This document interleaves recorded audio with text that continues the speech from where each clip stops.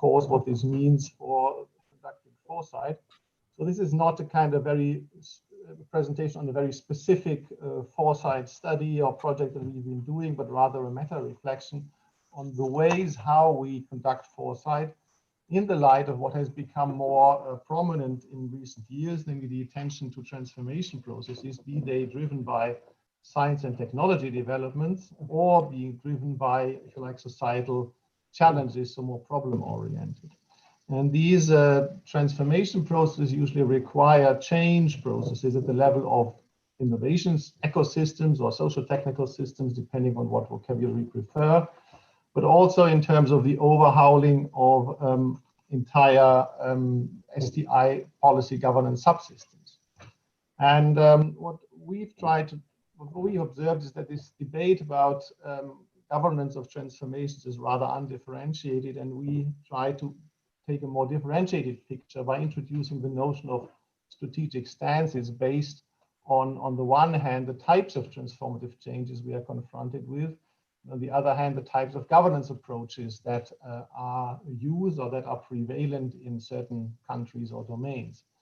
And leading to the question, what type of forward-looking activities, to use this more general notion than foresight specifically, are needed for addressing these stances. This is a call coming in.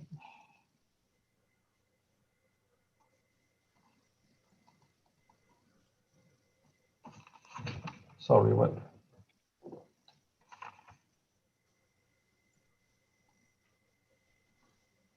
I'm sorry, but I need to see how that comes from. Is it me or is it somebody else who is receiving a call? It's you, definitely. Pardon? It is you, I guess. You should just repeat the same. Because I'm disconnected from any other system, actually. Sorry for that, because I don't see where I can switch it off. Now it's gone, okay. I hope it doesn't return.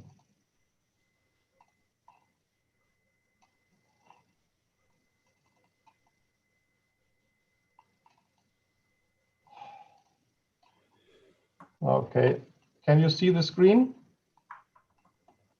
Can you see the slides now? We can see it now. Yeah, okay, so let's continue. Okay, so what types of forward-looking activities are needed for these kinds of strategic stances? So the framework that we are using here is that we try to differentiate, on the one hand, the types of transformation processes and how they meet with different modes of governance. Modes of governance tend to be rather stable, so they are bound often to political culture. And so we want to see what the potential of FLAs in the context of the governance of transformative change. So the first dimension we are looking at is the types of transformative changes. And here, from our point of view, this is a matter of the pace of change. We distinguish fast and disruptive transformations. So where often new, often digital business models are introduced by new players, superseding old ones, having major repercussions on labor markets, skills needs. And the key thing is that they are occurring very quickly, much quicker than, for instance, what we can usually do in many foresight activities. On the other hand, slow but equally profound transitions of existing social technical systems, sometimes hardwired, showing strong path dependencies like in energy or transport.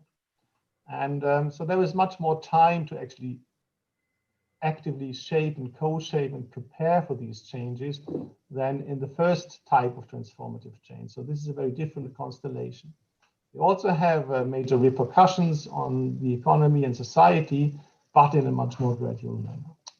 There is, of course, a debate of what the determinants of the nature of these transformative change processes is. There is the old debate between the lonely heroic entrepreneurs and the structural determinants. You can distinguish between micro, meso, or macro level determinants of the way how transformations unfold. And I'm not going to go into much detail into this because of the constraints on time. But this is something Attila Havas and I have been elaborating a bit more in the paper we are currently working on. So when you come to the governance policy governance approaches, we distinguish between what we call responsive governance on the one hand and co-creation governance on the other hand. So where we argue that responsive governance is aimed at being prepared for transformative changes, reacting to them in an appropriate way, which is something that we can observe in many countries, particularly also in smaller countries, where cooperation is useful to prepare and where you introduce more gradual changes in policy settings and implementation processes. Whereas a co-creation governance really is aimed at co-shaping and co-designing transformative changes. You're much more proactive in the way you address new emerging developments. And you also experiment a lot with new policy and governance settings, leading potentially also to radically renewed policy settings and implementation processes.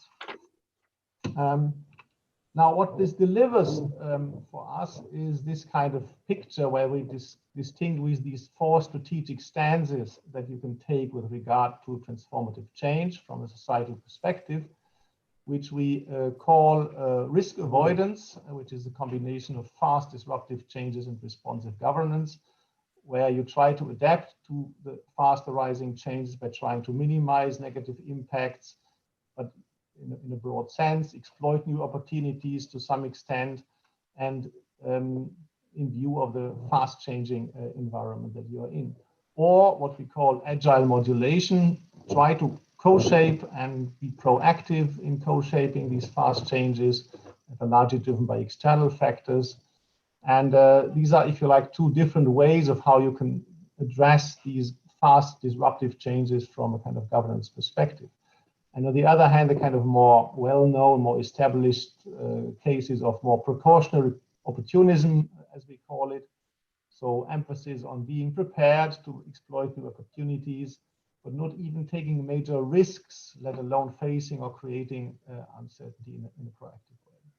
And the kind of 4th type, proactive path creation, again, it is more in response to slow change processes, where you take the driving seat, take considerable risks, and even create some uncertainty deliberately, for instance, along the lines of transition management, which is one of the kind of well-known notions that might fit into this picture.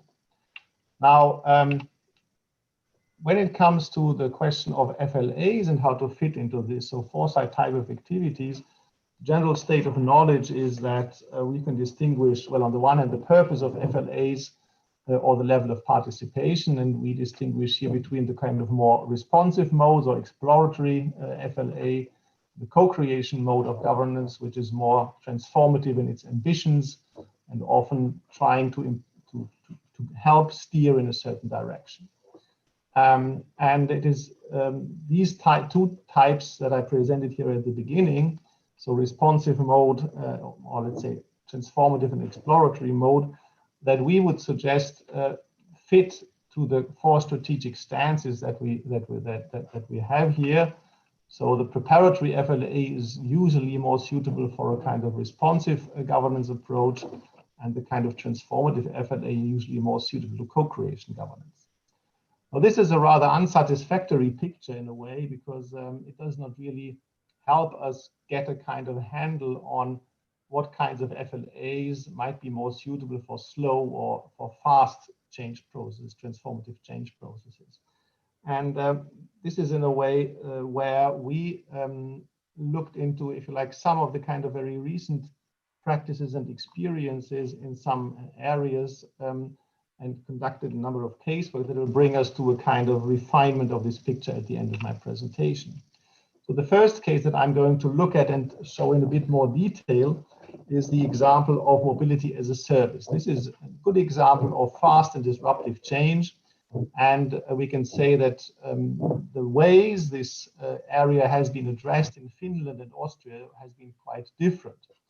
And this is also the reason why I've been choosing this first example. The other example I will not show in detail for reasons of time, which is more about the kind of traditional automotive industry. So mobility as a service, there are a number of definitions, of course. I personally prefer the second one, an integrative concept that bundles different transport modalities joint seamless service offerings in order to provide tailored mobility solutions that cater for users' travel needs. Let's say the Finnish case is interesting because in Finland, there was right from the beginning a very deliberate and explicit attempt to combine demand side and supply side policy measures, combination of creating regulatory space for the emergence of mobility as a service, plus funding programs that supported from the kind of supply side the development of new service offerings. And thirdly, if you like, the emergence of global OI as a kind of major operator and kind of umbrella operator, inside of which then the different services could be offered in a kind of seamless way. So, and this was also underpinned by, and I'll come back to that in a minute, by, if you like, a foresight type of activity. I do not go into the detail of the timeline. There has been quite a bit of research on this Finnish case of mobility as a service.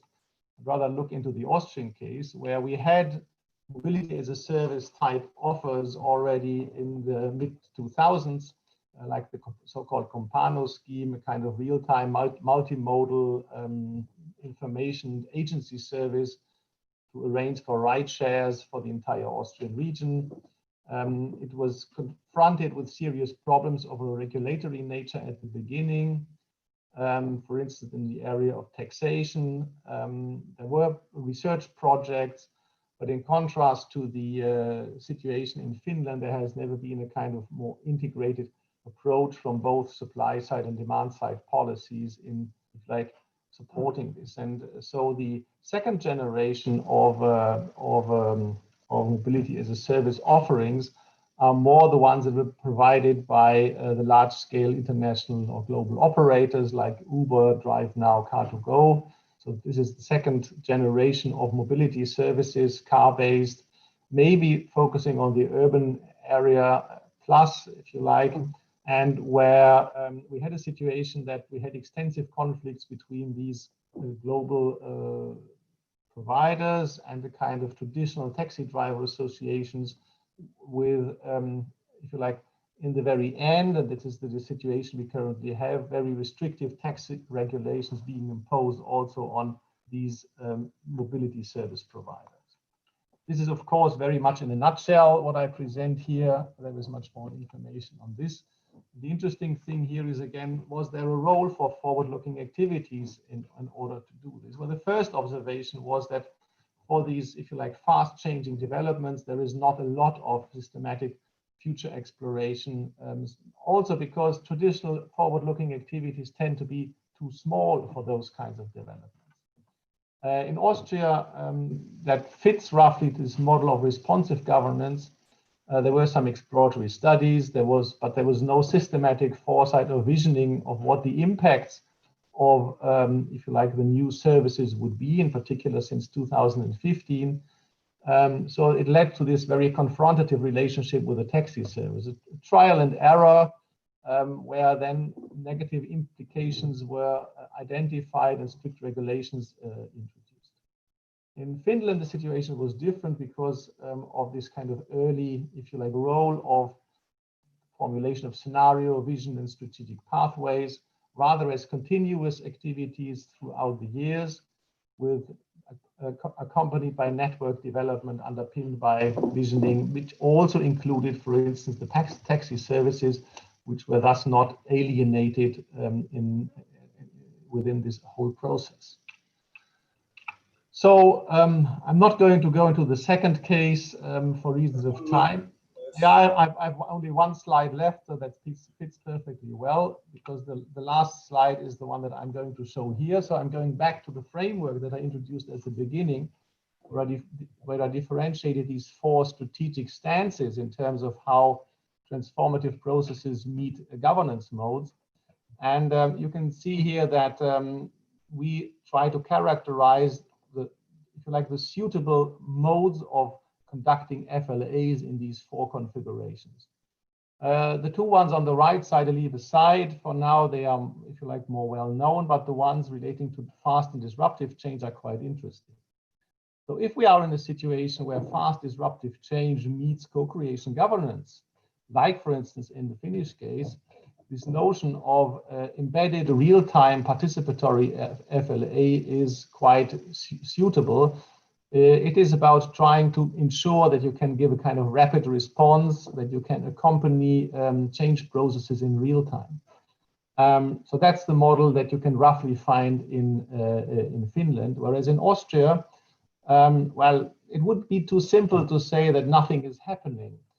And what we can actually suggest and what we are currently debating in Austria is a kind of model where, if you like, a combination of new regulatory principles is combined with what we call reverse FLA, which is a kind of more retrospective stance.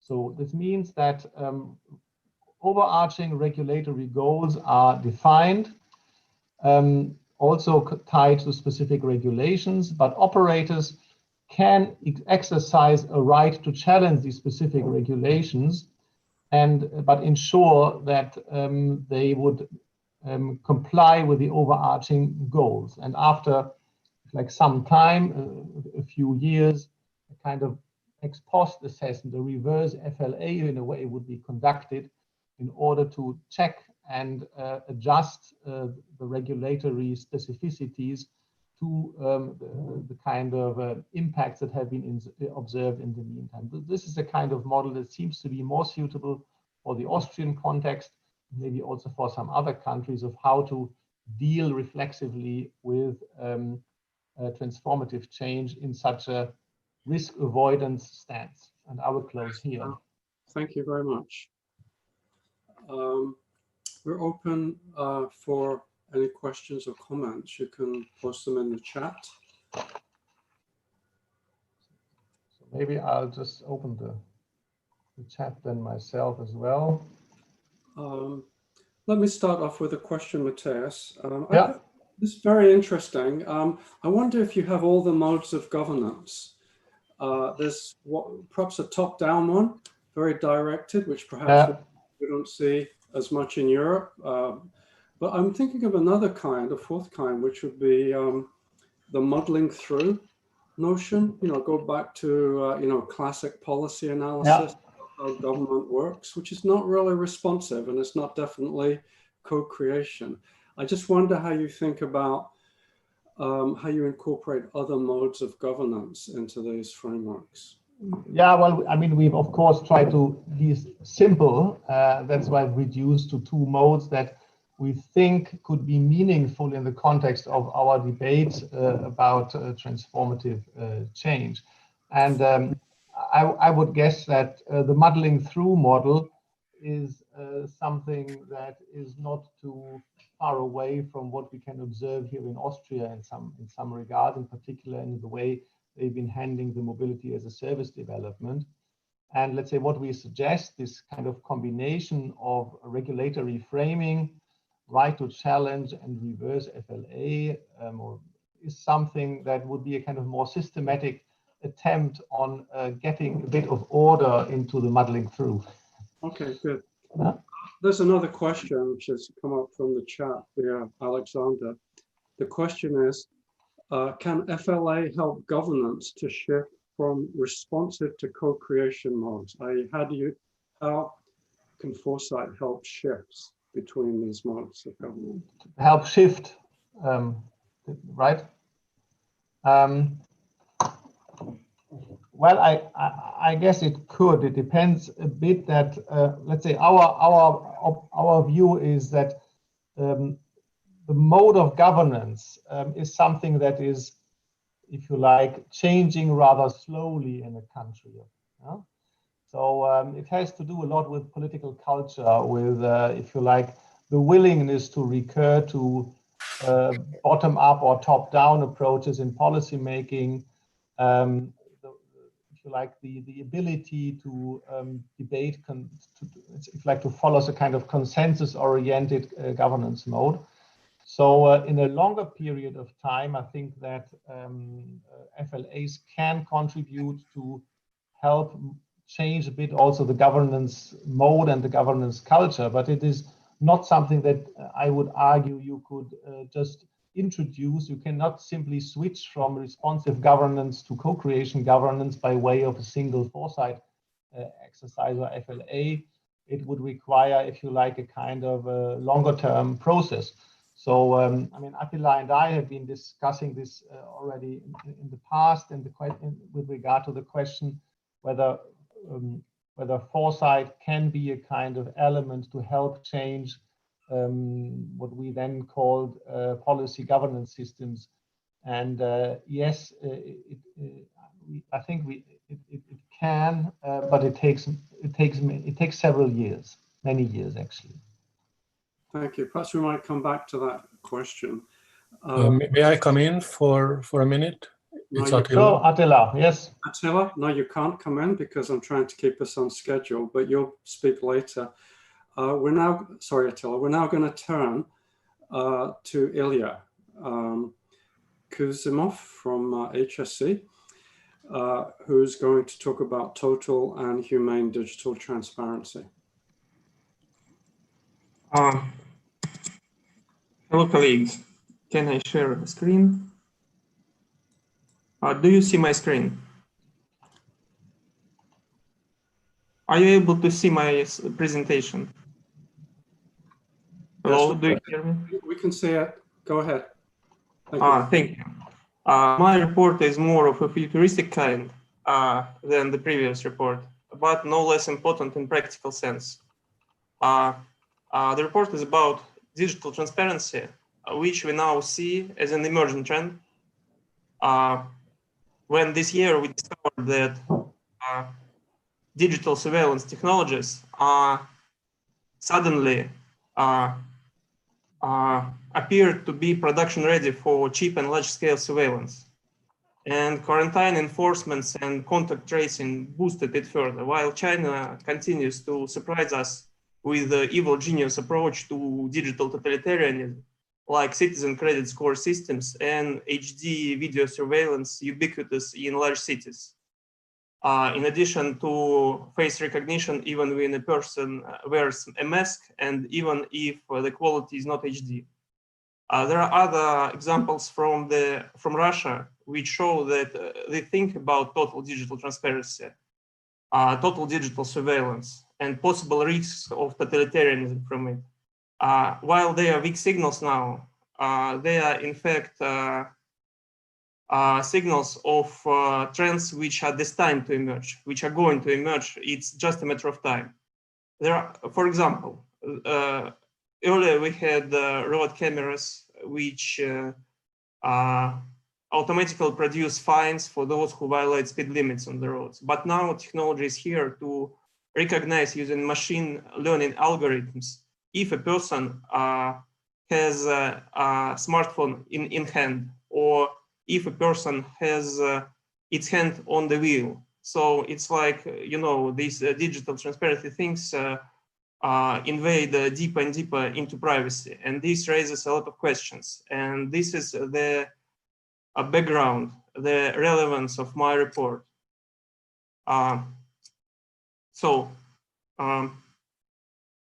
Sorry, I will.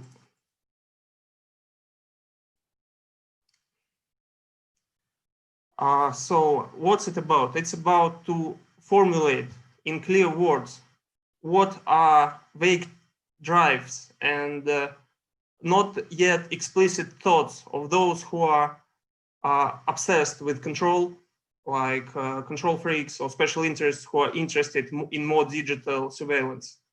What are these concepts? So if we understand these concepts, based sometimes on pathology, sometimes on special interests, sometimes on just primitive thinking of society and inertia. If we explicitly formulate these ideas, we then be able to discredit them. And by discrediting these totalitarian ideas, we will be able to shift using a broad public discussion, shift the development of new digital surveillance technologies, and I would say yottabyte big data technologies, which is huge big data technologies, from the totalitarian path to the path of ethically and morally accepted infrastructure embedded within a society. So this is the purpose of this.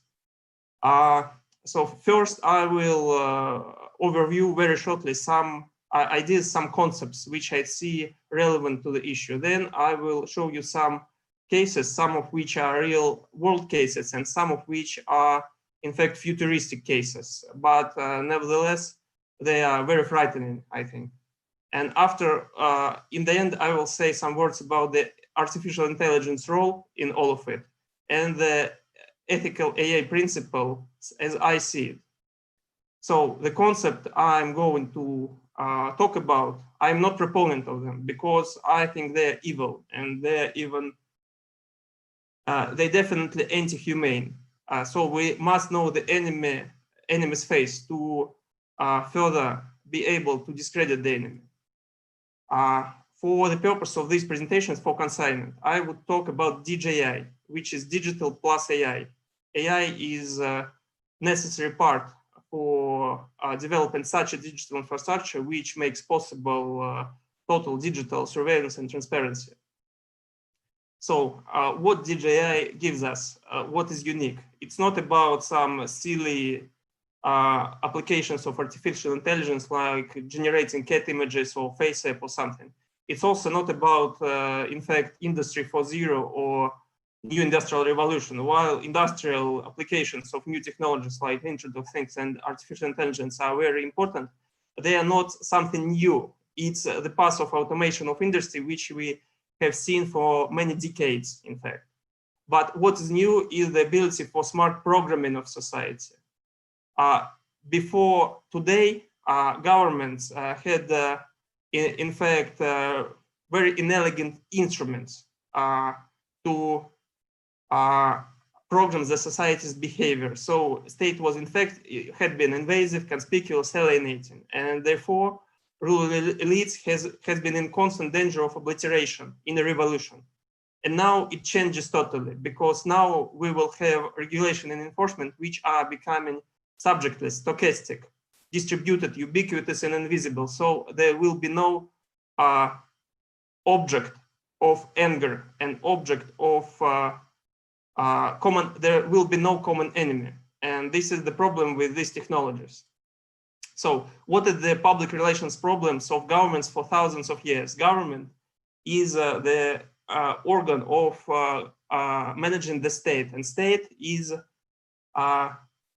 a mechanism which society needs to project power on itself. So it's necessarily an oppression mechanism to prevent some negative social phenomena like criminal activity and the like. And so before, historically, the state had been the subject of oppression, and therefore it easily became common enemy of people. They saw it as common enemy, and it was dangerous for regime stability. And now with in DJI future, state can become a seemingly neutral digital platform which only collects and distributes data according to some rules, so that it makes like digital neighborhood watch work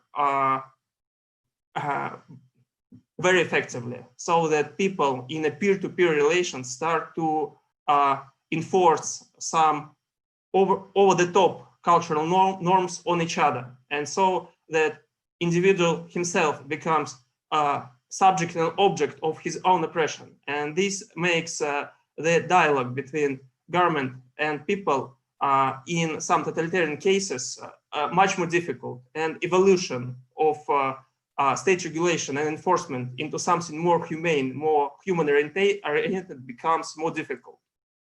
So what is total digital transparency as a concept?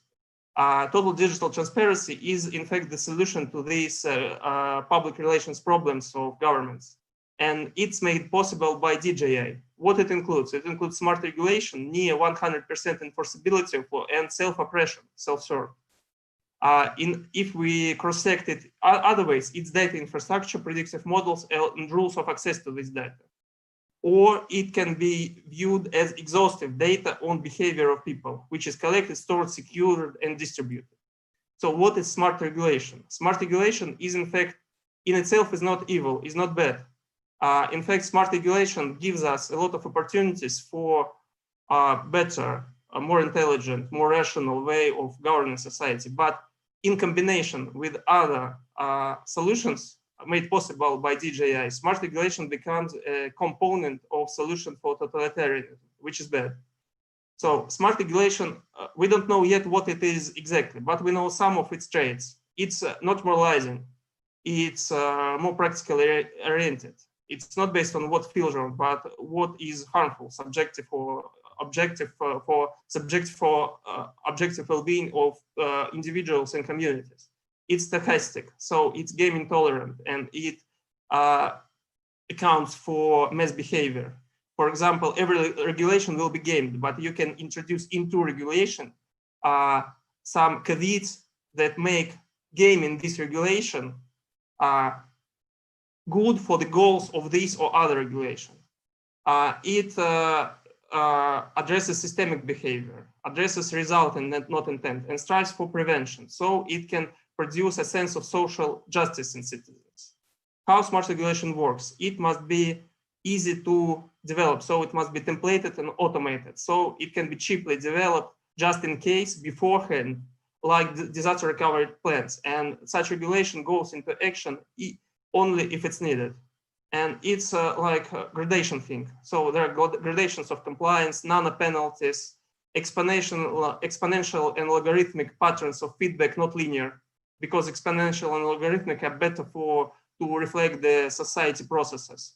And most of all, it's very, very sophisticated. Even today's sophisticated regulations of some industries and areas is not sophisticated enough. But the problem that until now, we haven't had hardware to run such sophisticated regulation as software. And now we got such technologies. So it will be very sophisticated, and therefore it will be effective. But what makes all of this bad is other things, which I talk further. Near 100% enforceability. Fortunately for people, for thousands of years, many laws, including nonsensical laws, introduced by some rulers, there was no possibility to enforce them 100%. But now DJI changes it. Near 100% enforcement becomes possible. And in fact, you even don't need the enforcement, you need enforceability, so that people know or believe that government can enforce if it wants. And so it boils down to detection and penalty. So everything is detected, but government can fine-tune the penalization rate. So stochastically change it according to circumstances. And if everyone knows he's watched, if everyone knows if he's a violator, he's most probably known violator, then this awareness or this belief will make him restrain his behavior very much. And it's not some anti-utopia future. We see it just now when people heavily self-censor themselves on social networks, and the high position of a person, the higher is self-censoring, with some notable exceptions, which I wouldn't mention here. But the problem of enforceability is not that simple. There is such thing, and which I would call toxic uncertainty. What is it? Is when it's not 100% enforced. There are opportunists. There are people who will violate and will not get caught. There are people who envy them. There are people who try to restrain themselves and lose again opportunists. And all of this creates very bad effects on society and on quality of life. And one of the reasons which a totalitarian state could use to say that 100% enforcement is needed is that to say that it's the state's moral responsibility to eliminate toxic uncertainty. And this argument is very, I would say, refined and fine, and it's very hard to beat it. So we must think about it. Ilya, 1 minute. You have to. Okay. The other concept is dialogue between people and state. When there is no 100% enforcement, people decide to silently violate instead of become socially active and protest. So this is also the argument in favor of 100% enforceability.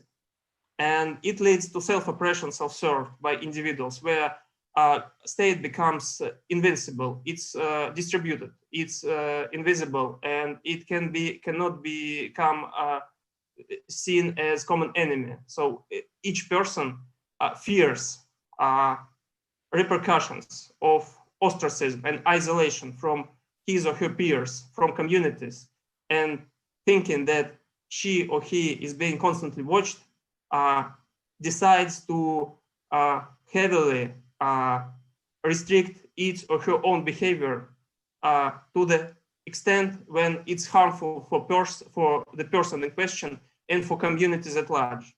There are a lot of motivations here. And unfortunately, I have no time to go through cases which are most interesting part of it. But I will produce a video with this report on Facebook, and those who are interested in would be able to look in more detail about my report on the Facebook. Thank you. Thank you very much, Ilya. Thank you. While I wait for a couple of questions to come in, I was intrigued by the notion of smart regulation as possibly evolving area of future technology.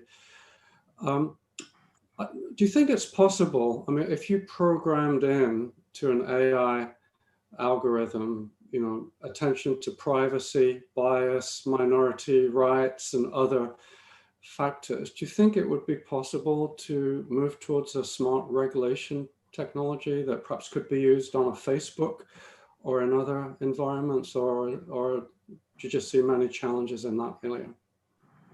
I think so. I think that tech giants created algorithms which already regulate some processes in societies, but they regulate them in wrong ways for maximizing profit, for maximizing divide between people.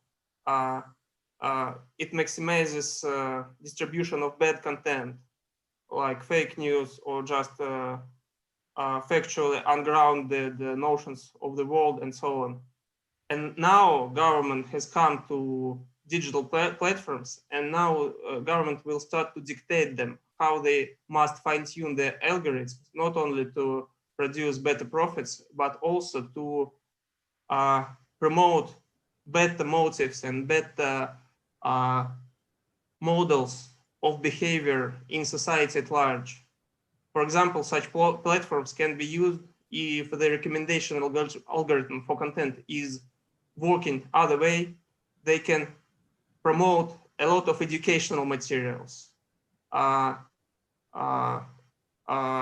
things about awareness of environmental crisis and what we do about it, and so on. So yes, I think so. Okay, thank you. Any other questions, comments? Okay, I see one in the chat. Okay.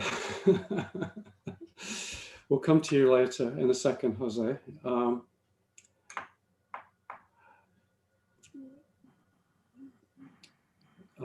Okay, Ilya, I think that's a really incredible topic that you're addressing. And of course, we're looking forward to the movie and your video presentation, which you had just highlighted to in your report. So thank you very much. So with that, we'll turn to Jose Cordero, who's going to talk about COVID-19 scenarios. Go ahead, Jose, 17 minutes max. Hello to everybody. I'm connected from Madrid, which has a very high COVID rate. That is why I'm wearing my mask. This is my arm against COVID. And in the Millennium Project, which is the biggest global futurist network in the planet, with nodes in many places and collaborators, including in Moscow, and we want more collaborators, we just did a study about COVID-19 with the Red Cross. Because COVID is growing, now apparently it's going into a second wave. In certain countries, even a third wave, like in Iran, a third wave. But in relative terms, historically speaking, COVID-19 is actually a very small pandemic, very small, if we compare with the Black Death that killed 200 million people, when the population of the world was not even 1 billion people. And even the Russian flu of the 1890 actually killed 1 million people.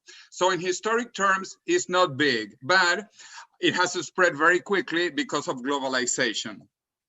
And the main factor of death actually is aging. Aging is the #1 risk for dying with COVID-19 and any other chronic diseases. The response has been enormous, enormous. Just the US government has spent $2 trillion, and many companies have spent billions and billions of dollars against COVID.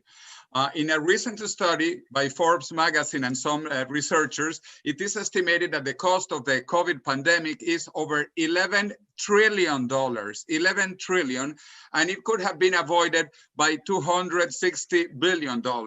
So we need to do an analysis of cost benefit in this case.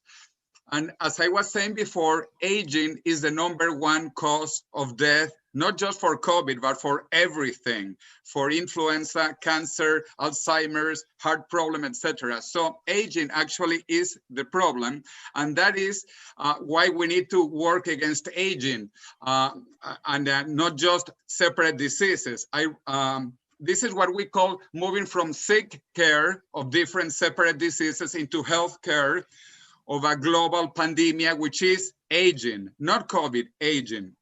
I wrote this in a best-selling book in Spanish, which is The Death of Death, then published in Portuguese, and that we were going to be launching this week in Moscow in Russian. Actually, Alexander Sokolov wrote a fantastic testimonial in the book, but because of COVID, it has been delayed. We will be launching it next quarter in Moscow. Now, everything is being transformed, everything. There is disruption everywhere. In fact, I like to say, Uber yourself before you get Kodak. Everything is being disrupted. And obviously also health and medicine are being disrupted. Big companies of the past are being overtaken by the new companies of this digital world, like Uber, Facebook, Alibaba, Airbnb. And then COVID accelerated it even more. This is a very funny and famous joke that what caused the digital transformation of your company, of your country, or of your life, and it is COVID-19. COVID is really accelerating all these changes. We can see Zoom that we are using right now. Zoom today is bigger than the 7 largest airlines in the world. Just one little company in the past is bigger than British Airways, Delta, American Airlines, etc., and etc. There are some interesting projection forecasts by one recognized institute at the University of Washington in the USA, IHME, which is Institute for Health Metrics and Evaluation. They have been doing forecasts and scenarios for different parts of the world, including with the world. And they estimate that by February 1st, 2021, there could be 2.5 million people who have died of COVID. And remember, 90% of those cases will be elderly people. They have 3 scenarios that you can see. All of them, to me, are a bit pessimistic, but they have different ways of looking at it in terms of a projection, easing of restrictions, or everybody wearing a mask, which is very important. Those are global figures. Now let's look at Russia. They forecast that over 100,000 people will have died in Russia because of COVID by February 1st. Again, they have 3 scenarios, and you can see how they are behaving. And to me, they are a bit pessimistic, but somehow it might be better to be worried so that we actually take action. And because of that, the Millennium Project was called by the American Red Cross to do scenarios that you can download freely from our website, where we actually do a review of all the literature about COVID-19, previous pandemics, and then we develop 3 scenarios for the next 2 years.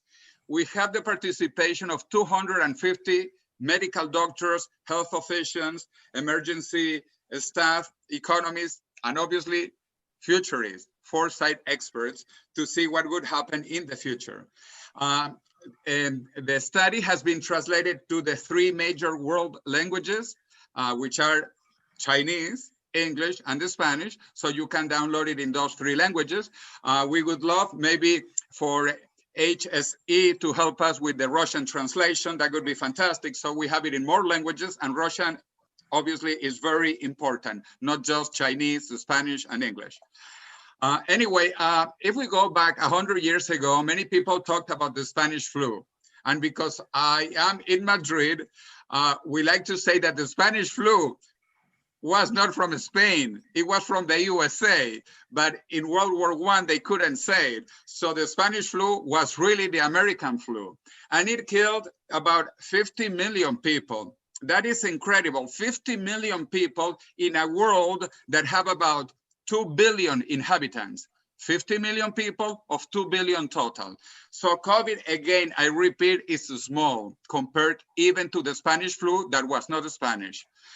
Anyway, so we did 4 real-time Delphi surveys, 2 international and 2 in the USA, one about the medical issues and one about the society economic implications. We combined all these 4 real-time Delphi surveys, and we developed 3 scenarios with many futurists from the planet. Actually, the vice president, senior VP of the American Red Cross said, these scenarios are the best integration of medical, health, socioeconomic, and psychological factors of the possible future courses of the COVID pandemic we have. So many implications on these scenarios, from the very bad to the very best. So we had 3 scenarios. Number 1, obviously, America endures. Remember, this was for the USA, mixed positive and negative. So it is a middle of the road scenario. A scenario number 2, which is the negative. But again, it's a plausible negative. It's not an impossible negative, but what could actually happen if we don't wear masks, if we don't use precautions. So the scenario was called depression, hubris, and discord. And then we have a positive scenario, again, plausible. It could be even better scenarios, but we want to see what is plausible. Things go right. Those are the 3 scenarios that you can download and study with time. We are not going to go over them because they are very long, but we'll just make some general points, some key insights. For example, pinning our hopes on a vaccine is not good, because the pandemic will endure, will survive the vaccine, because there are anti-vaccine people, anti-vaxxers, and they won't take the vaccine. So it might take 4 or 5 years until we get herd immunity. Another important consideration is that there is a big gap between the good and the bad scenario, which is important to consider. And again, we need to get accustomed to live with COVID-19 like we are living with AIDS, which is a pandemic actually that has killed almost 40 million people by now. 40 million people killed by AIDS, and AIDS is not over, and AIDS has no vaccine yet. So many more insights that we could talk about. One of the important things is we need international cooperation. So the G7, the F20, and the World Health Organization that should keep on working. And now with a change of government in the USA, the role of the WHO would be probably more important. So COVID is actually increasing pre-existing economic problems. The wealth disparity and concentration is increasing, the income gaps are widening, and there are some jobs that can be substituted and some that cannot be substituted. So what is different now is that this is happening very fast. This disruption is the biggest in human history so fast. And also the vaccine. We might actually have a vaccine in 1 year. This is incredible, incredible. We have gone from 100 years to 1 year for a vaccine. So many tech impacts, technology impacts, like this has speed up everything on artificial intelligence. And now we have tele everything. We have tele education, telemedicine, telework, and there has been also a disruption to the trade and supply chains. And we need to be ready for this and more in the future. But actually, every crisis is also an opportunity. And just we need to think about the world, to stop rethinking and rethink everything again over, because disasters happen all the time, also in nature, and nature regrows, recovers. Also, after World War II, we had the Constitution, the creation of many international organizations that helped to pave stability in the planet, like obviously the United Nations, the World Bank, UNESCO was empowered even more, and some other previous international organizations. So I think this is a time to rethink, even to reset the planet. As you probably know, the World Economic Forum in Davos, that next year will not be in Davos, Switzerland, will be in another part of Switzerland, and also will not be in January, as it is normally the case. It will be later, and it will not be in Davos, Switzerland. But the point is that we need to reset. We need to think and take this COVID crisis as an opportunity. And actually, former pandemic have been opportunities. Even the Renaissance could have been a consequence of one of the Black plagues in Europe, in Italy. And actually, the Decameron was written actually during a pandemic. And Isaac Newton was at the University, Cambridge, when there was a pandemic. And during that year of confinement, actually, he began working on the laws of gravity. So pandemics also can be a good opportunity. So I love this Chinese word that is also used in Japanese, in Korean, also even in Vietnamese, sometimes when they use Chinese characters. This word means crisis in Chinese, crisis. And it has two characters. The first character is danger, but the second character is opportunity. So my message is that we need to take this crisis as a big opportunity for humanity. And we need to learn that COVID is nothing compared to other crises, other pandemics, and nothing compared to the suffering by aging and death. And that is why I have my book here, The Death of Death, because after conquering COVID, we need to conquer aging, and we need to conquer death. And I will present my book with Alexander Sokolov in Russian next year in Moscow. So anyway, I have been under 15 minutes and happy to talk and discuss anything that you want, please. Great, thanks, Jose. I encourage... Philip, we don't hear? Sorry, can you hear me now? Yes. Okay. Thank you. I encourage any questions. Let me just open up the chat window. Let me start off with one for you, Jose. Of course, as I get older, and I'm worrying that you're saying that old age is a big cause of death. I have to take that more seriously. But it seemed that when you were projecting, you summarized, but in your summaries, you focused on the technological effects of COVID, how it might accelerate some trends, work transformation. But how about the societal implications? There's the argument that COVID is widening inequality.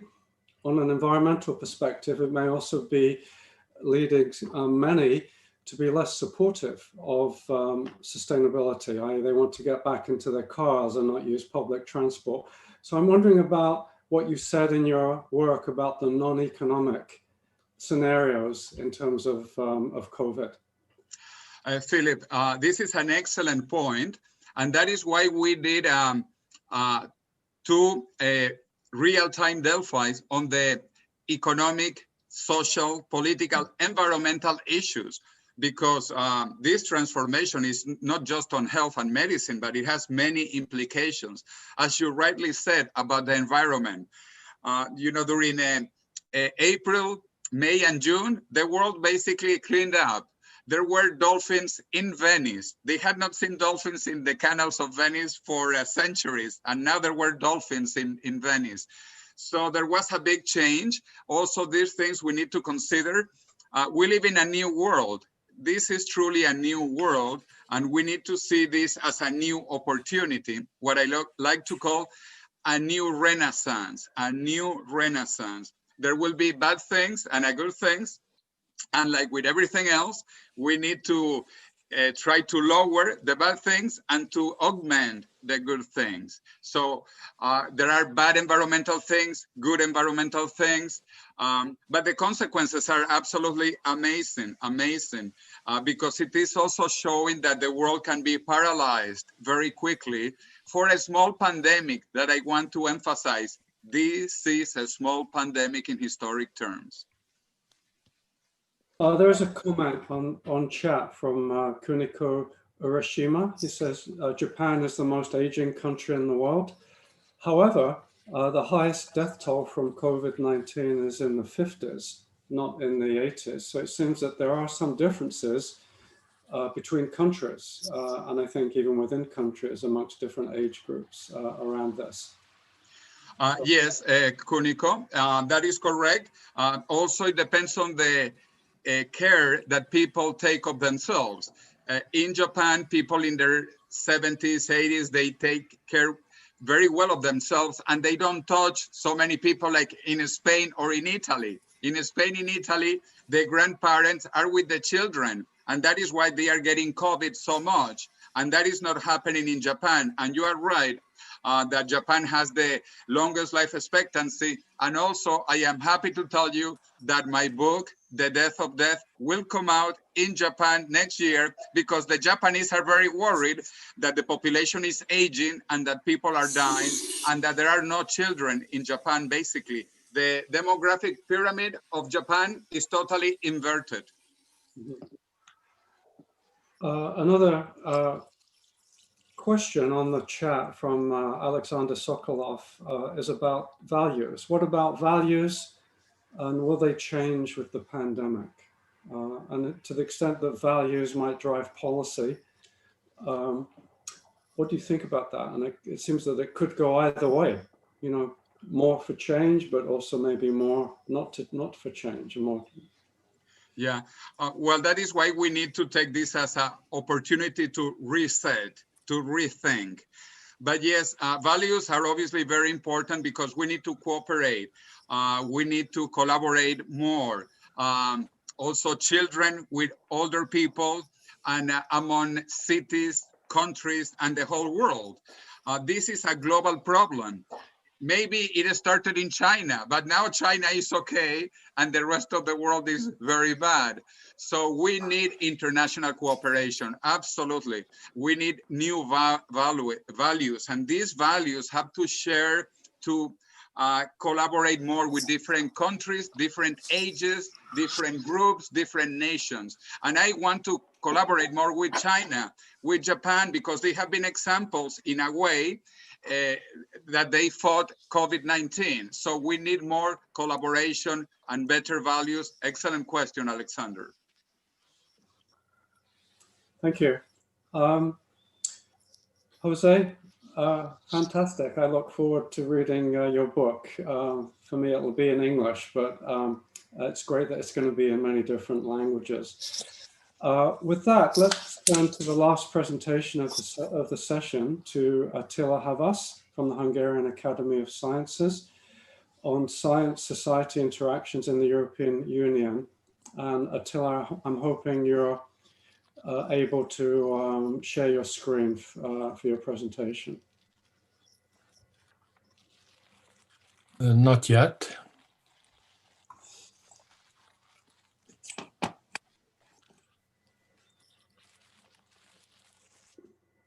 But is Elena around? Because I sent her a copy.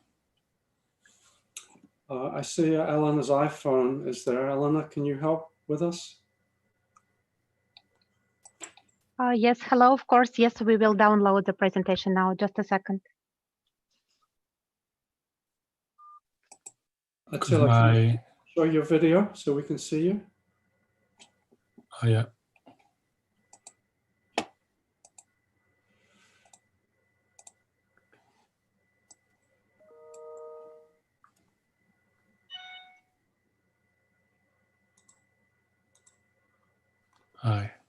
Hi. Okay. Your slides are up. Yeah, thank you.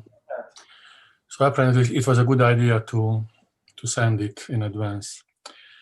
I think that the title is quite obvious. With a team of 1, 2, 3, 4, 5 and a bit, we have developed 4 scenarios concerning the future of science-society interactions in the European Union, and we were trying to identify and analyze their radically different implications. The next one, please. So first, I would like to explain why we felt it was necessary to build scenarios, then briefly introduce the conceptual framework, run through the methods, the main features of the 4 scenarios, their implications, and the summary and conclusions, which is missing from this slide. Next one, please.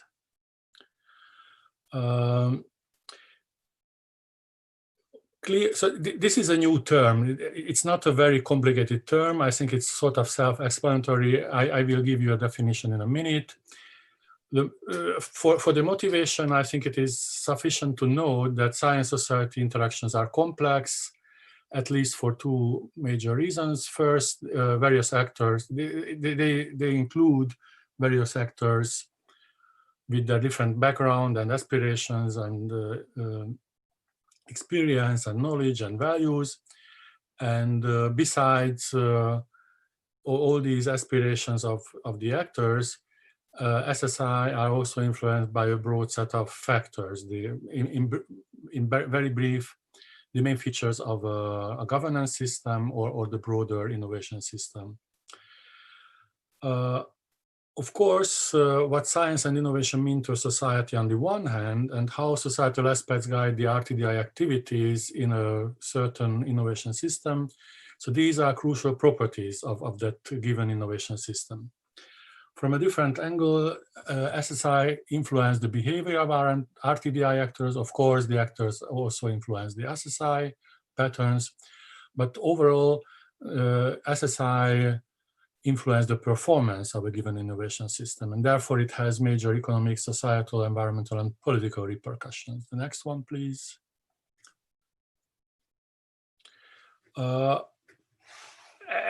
At least those colleagues who are familiar with the EU developments have heard about the Responsible Research and Innovation Initiative. The notion was introduced by von Schomburg, and very quickly it was taken up by the Commission. And even before that, there were several other initiatives to better steer, better promote science-society interactions without using that term. Yet, the main action line in the Commission, which is called, or the programs, which is called Science with and for Society, is going to be discontinued from next year. On the other hand, a new Green Deal, together with the mission-oriented policies of the Horizon Europe, could very well open novel avenues for societally engaged RTDI, and therefore SSI would be an important factor. So these developments clearly show that the future of SSI and RRI in the EU is far from being predictable, can evolve by taking radically different directions. Yet, these possible futures are not considered explicitly and systematically in the literature on the one hand. On the other hand, the various factors that are likely to shape or even determine the future of SSI are not analyzed either. So that's why we thought it would be important to devise scenarios. Next one, please. Just to recall the definition by von Schomburg, responsible research and innovation is a transparent, interactive process by which societal actors and innovators become mutually responsive to each other with a view to ethical acceptability, sustainability, and societal desirability of the innovation process and its products, in order to allow a proper embedding of scientific and technological advances in our society.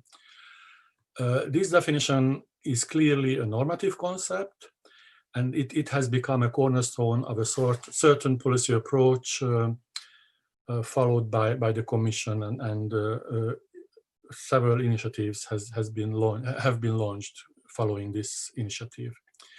It refers to a specific narrative of SSI and a specific policy program related to SSI, namely the lack of embedding of scientific and technological activities in society. Next one, please.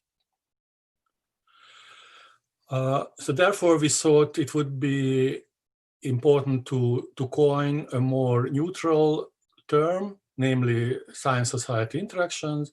This term denotes all sorts of possible interactions between researchers on the one hand and citizens on the other. The objectives of SSI can be wide-ranging. I am not going into details. Next one, please. Also, the possible forms of SSI and the possible types of SSI. So it all depends on the actual case. It is not the task of a definition to define what is the objective, what type of forms, and what types of SSI are taking place in a given innovation system at a given point in time. It is a task for either academic analysis or policy evaluation. Next one, please.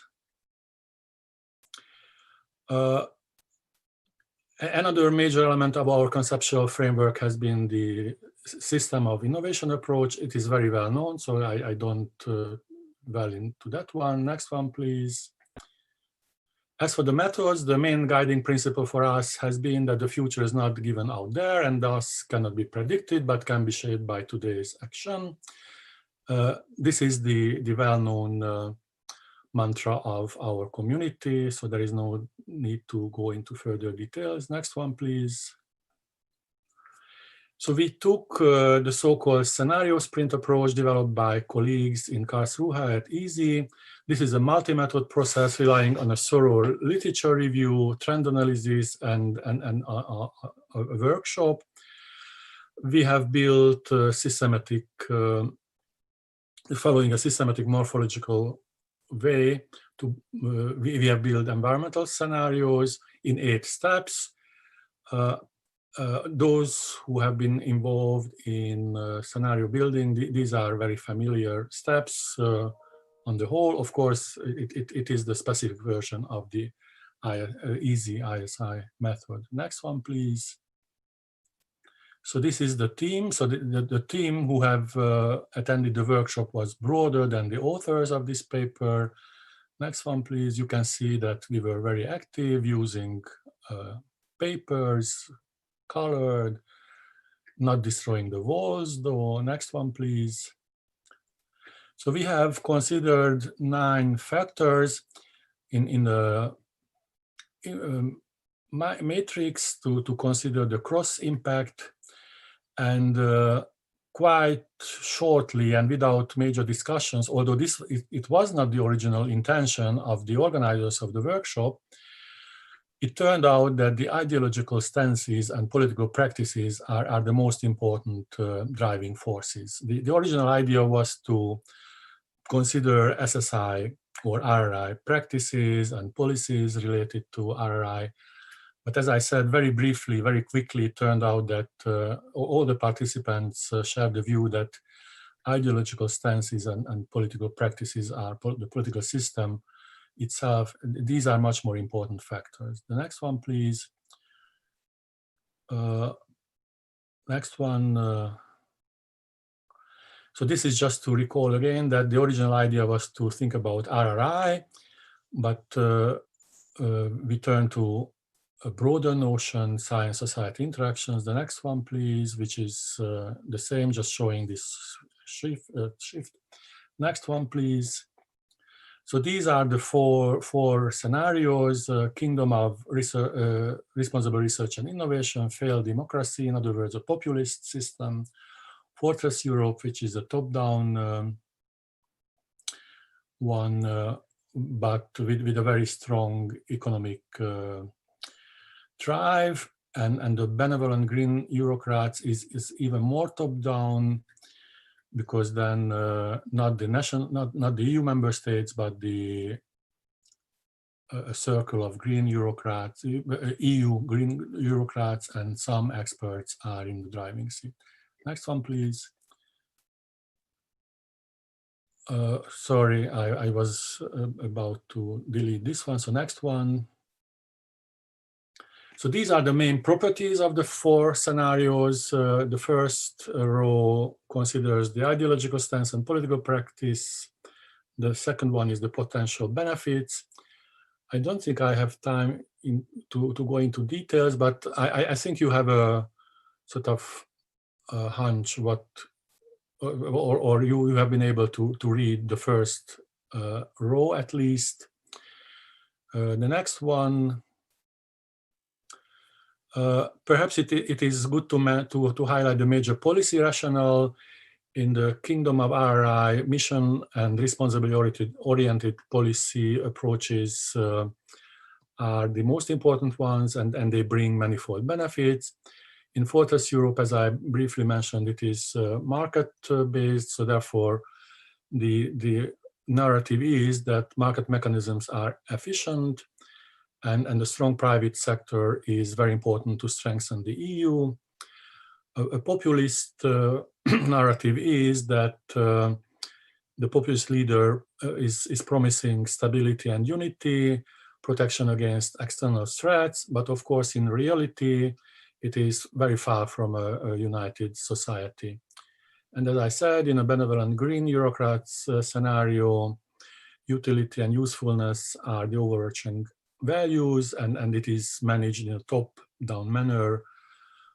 Because the narrative is that this is the best way to tackle grand challenges.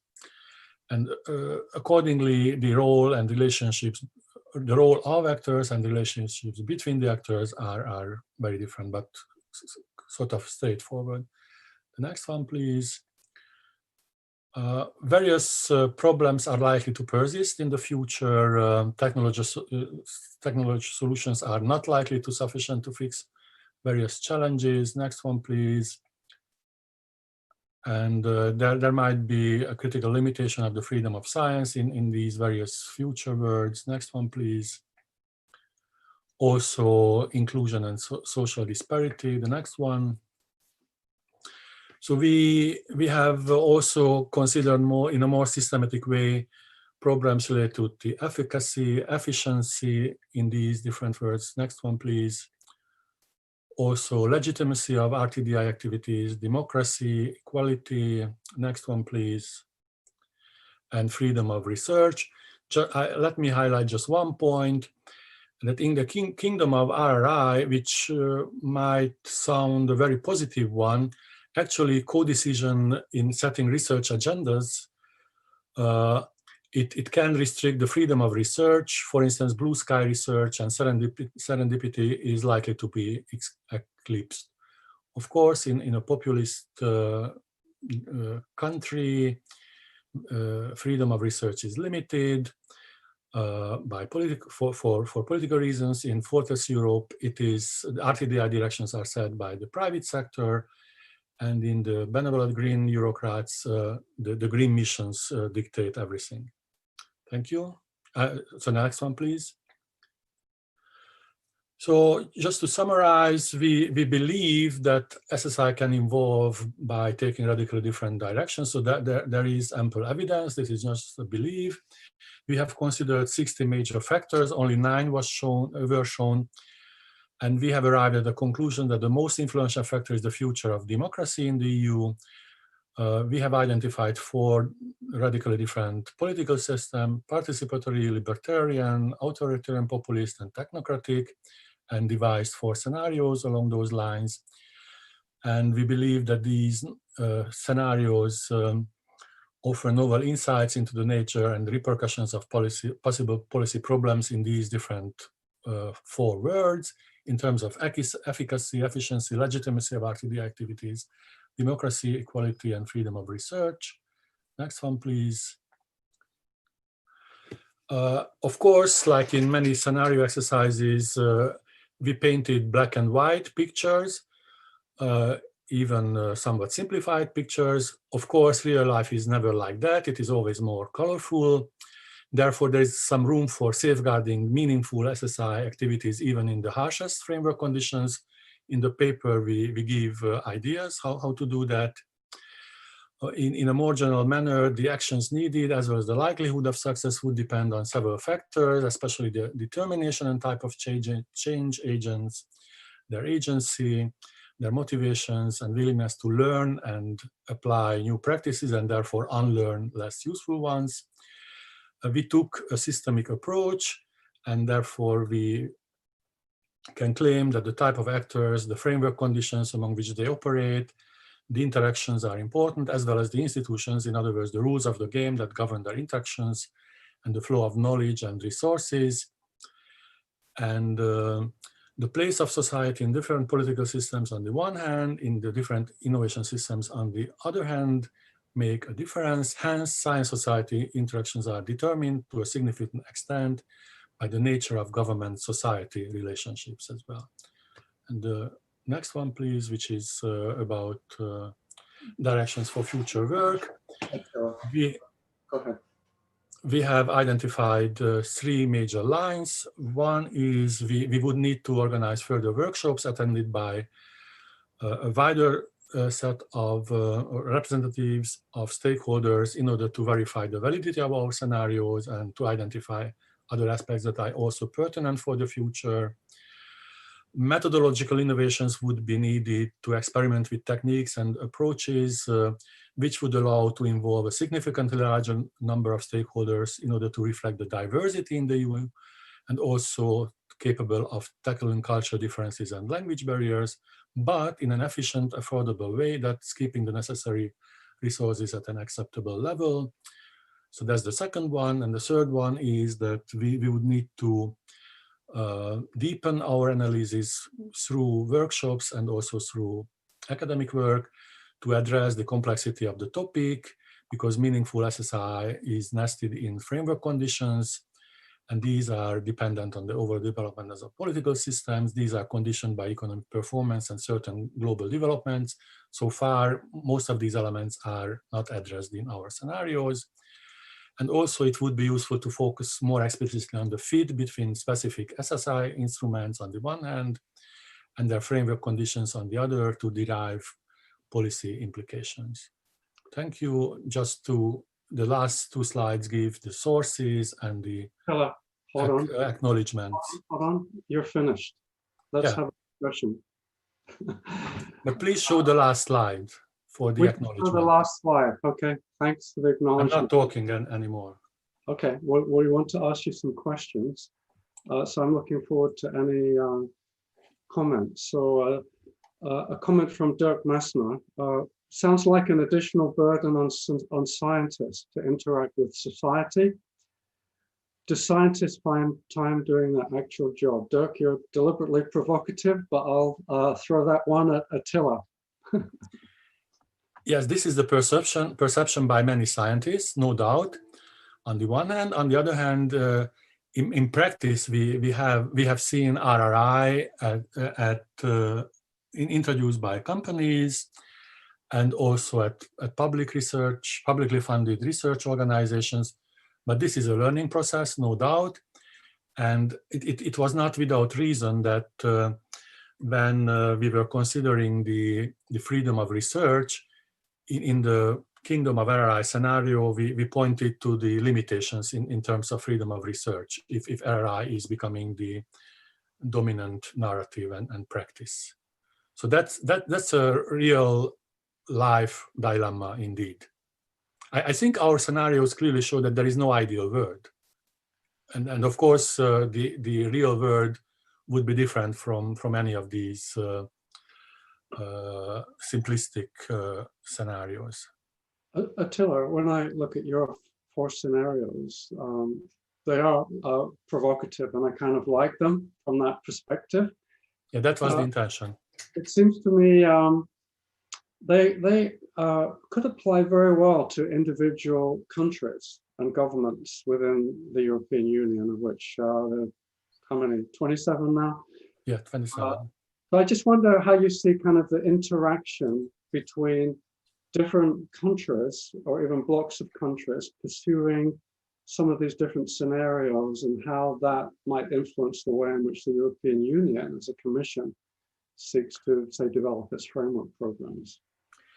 With this question, you have unearthed the sort of hidden dilemma or hidden tension in our team, I guess, because I was not involved in this project, but clearly this is an EU project, and probably the idea was to provide analysis at an EU level. But actually, as you pointed out, these issues are very pertinent at a national level. So the sort of trick we applied when we were revising the scenarios have been that through elections and through various replies or ways to tackle major crises, one of these political systems, one of these ideological stances would become sort of dominant in several or most EU countries, and that's why it would become an EU level phenomenon. But I fully share your views, but that this is an issue at a national level. In other words, it would also open the Pandora's box of the level of governance. So to tackle these issues, you need certain policies or broader approaches at a national level, but also at an EU level or even at a global level. So if you think of migration or if you think of climate change, these cannot be tackled even at an EU level, let alone the national level. So the coordination or orchestration of policies across policy levels is a crucial issue in this respect as well. So we have a minute or so or two for any broader questions or reflections about how well are we doing in these new circumstances in terms of our foresight approaches. That's a big question, but I'm just wondering, looking for any broader thoughts. Jose, you look like you're willing to say something. Go ahead, just to give some diversity here.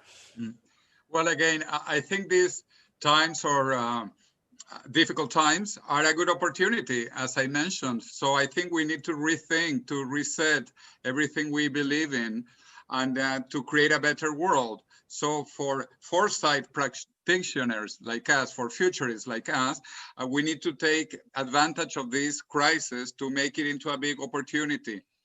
I know there are many problems, but we don't have to be pessimistic. We have to be optimistic to overcome these problems and to do more foresight, actually, more foresight. 22 years ago, 23, in 1997, in the first report by the Millennium Project, we talked about a pandemic like this in the world, 23 years ago in the first report. And look at what happened. No one listened to foresight practitioners like us. So we need to be heard. We need to be more active, more proactive, so that people know that these worries are serious. By the way, Ilya, in his presentation, he dealt with very very important points. All the points that he talked about a totalitarian government, a totalitarian state are real. So I think we need to worry about bad things, scary things, so that they don't happen. With those pictures behind you, I think you are worrying us about scary things. Matthias, you made a comment on the chat, but why don't I give you the opportunity just to verbalize it? Yeah, well, I was just pointing out to two developments that I can perceive. The one is that there is a growing need and a growing demand, also really an explicit demand, to think about a wider range of future corridors, and even a very explicit demand from the policy environment to think more radical, both in the positive and in the negative sense. So I think we are in a phase where we are really at crossroads, where things can develop in very different ways, where we are, if you like, in really more turbulent times, where we can go to quite different extremes. That's the one thing that I clearly see for our profession. And at the same time, we need to maintain our credibility and not deviate to fantasy, because this is then not taken seriously in the policy-making environments, which brings me to my second point, which is about the necessity to work much more closely with policymakers and public administration, where there is a great need and really also a demand for this kind of future-oriented knowledge, and that requires, if you like, also capacity and literacy development on, if you like, in real time. Okay, So good. this is the two things that I really see for our profession. Yeah, I would like to somewhat broaden this. And actually, this is an answer to Alexander's previous question as well. So as we tend to say for years and years, this is a learning process on both sides. So we need to learn how to better convince, how to improve our analysis on the one hand, but also how to better convince more efficiently, more compelling, in a more compelling way to convince policymakers and politicians to some extent. But also, as Matthias has pointed out, we also have to sort of educate them. So we have to improve the literacy of all the stakeholders, not only policymakers, but other stakeholders as well, to be more receptive on the one hand and more willing to cooperate when we are considering different futures and different policy options.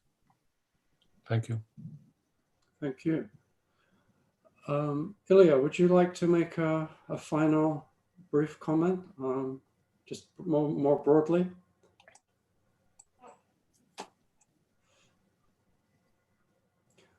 Sorry if I surprised you. Go ahead, Ilya.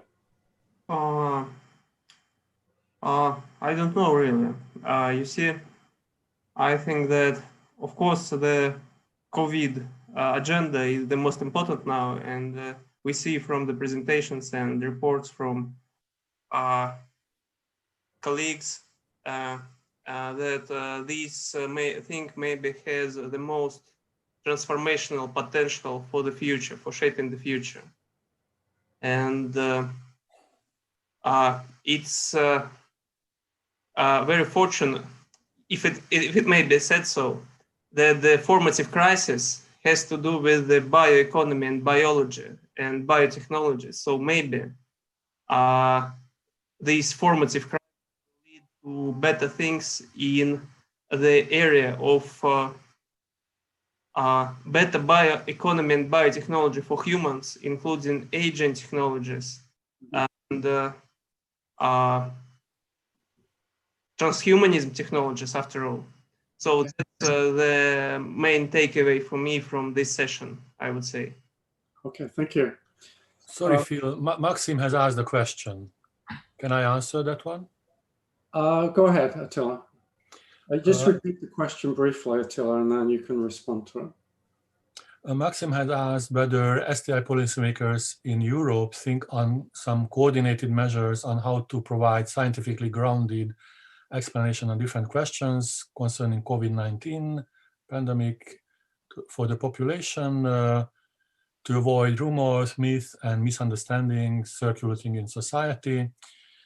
That's a crucial question, and it leads to Phil's observation, mainly that national authorities probably are more important nowadays than the EU itself in this respect as well.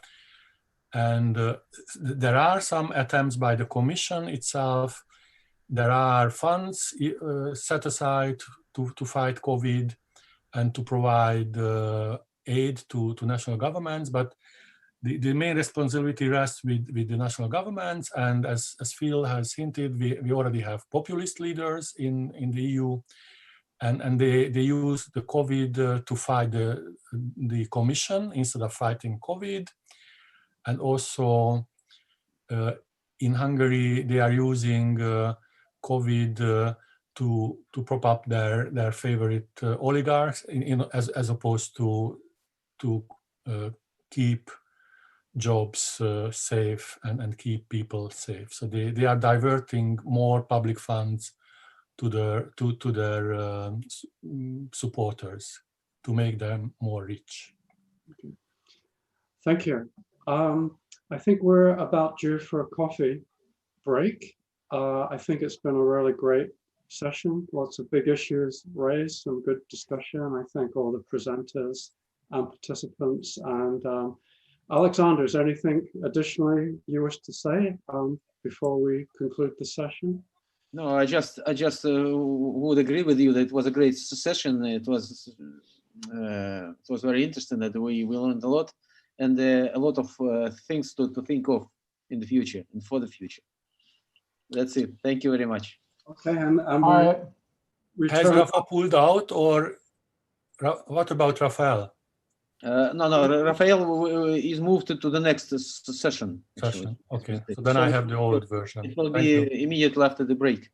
Okay, then I have the old version of the program. Thank you. Okay. So when we continue in 18 minutes? Yes, we should. No, it's just a second. 10 minutes. No, in 18 minutes.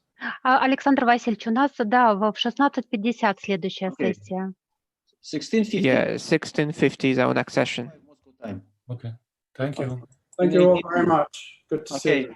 Live long and prosper. Live long and prosper. Yes. See you later. Bye.